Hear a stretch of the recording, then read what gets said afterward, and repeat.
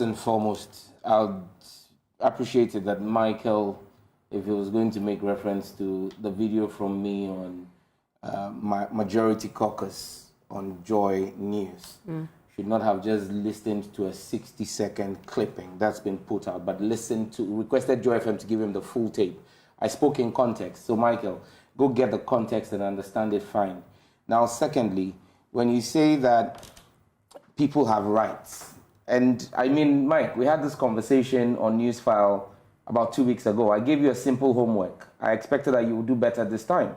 I asked you 2 weeks ago on Newsfile to show me what part of the Constitution of Ghana, the 1992 Constitution, gives people rights based on sexual preferences.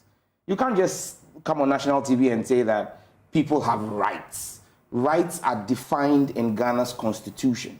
And this also deals with the misinformation put out by Dr. Amanda Odoi. Rights are defined in the Constitution. Even the right to life can and will be curtailed by the state on certain grounds and basis. All the rights in the 1992 Constitution are premised on the fact that they are not injurious to public safety, public health, and public morality. It is clear that the proponents of this pro-LGBTQ agenda read the Constitution in bits and pieces and omit certain parts. Because if you read the 1992 Constitution that you say gives you rights or gives the people you advocate for rights, did you read the Constitution to realize that rights can be curtailed on the basis of public morality?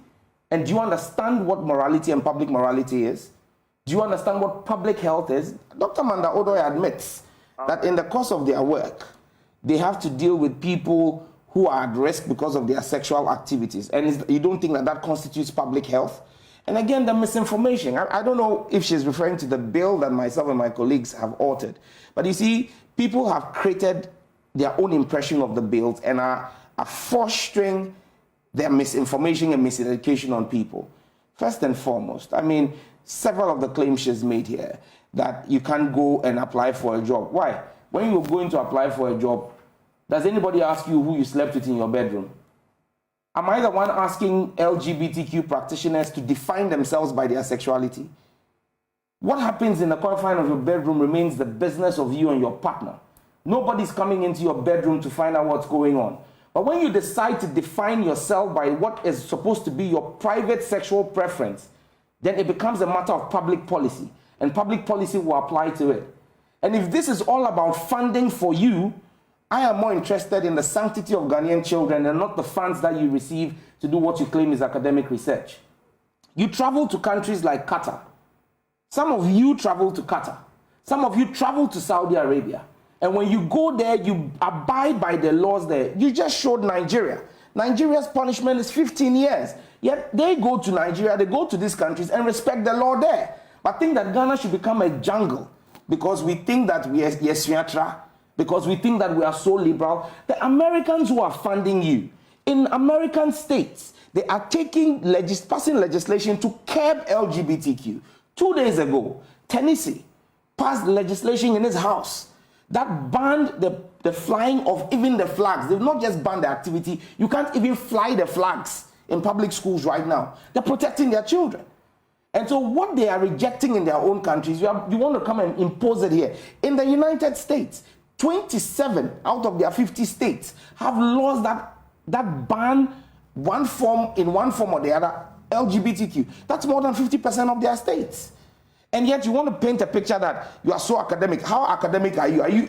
The places you are getting the funding from, in their own home countries, the CDC, the Center for Disease Control, is pointing out that homosexuality makes a person 400 times, a homosexual person is 400 times more likely to abuse substance and be an alcoholic and be a drug abuser than a heterosexual person. And it constitutes a health crisis. A homosexual person is 400 times more suicidal than a heterosexual person. Not me, the CDC. It says that a man who has sex with another man is 400 times more likely to get HIV/AIDS than a heterosexual man. And you think that this is something that we should allow you advocate for in the name of academic freedoms? Well, rights are definite. And I'll be glad for you to go and test the law in court and show to the courts what rights you are defending. And you see, let me just wrap up with this, Aisha, because I'm sure you want to bring in a few other people.